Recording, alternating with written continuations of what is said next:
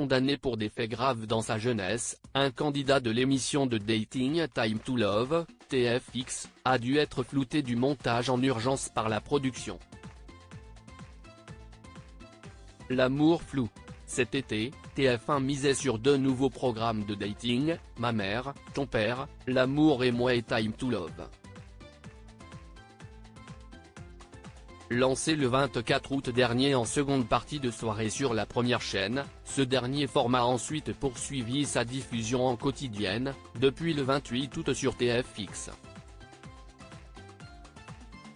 Avec des audiences pour le moins confidentielles, 78 000 téléspectateurs mardi dernier, à 19 h.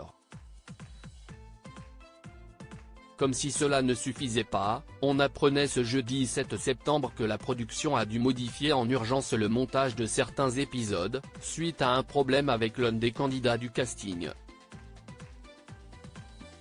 Time to Love, la production a eu connaissance des faits en cours de montage en effet, comme le révèlent nos confrères du Parisien, l'un des 8 prétendants de la première semaine de diffusion de Time to Love aurait eu affaire à la justice durant son adolescence.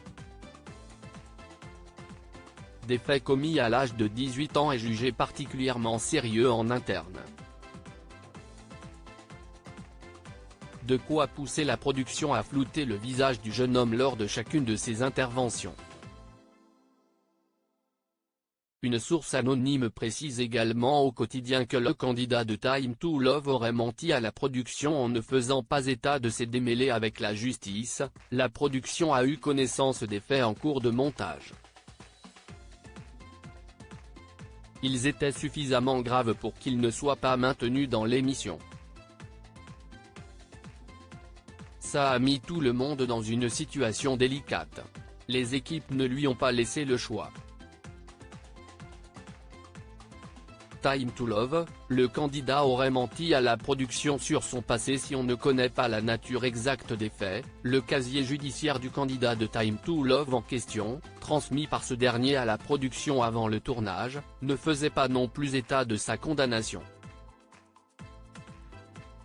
Une disposition on ne peut plus légale qui permet à tout citoyen de demander à un juge d'y effacer l'inscription d'un délit, après plusieurs années et selon la gravité des faits. En revanche, le prétendant aurait menti sur un second document, à savoir l'attestation sur l'honneur comme quoi il n'avait jamais eu affaire à la justice.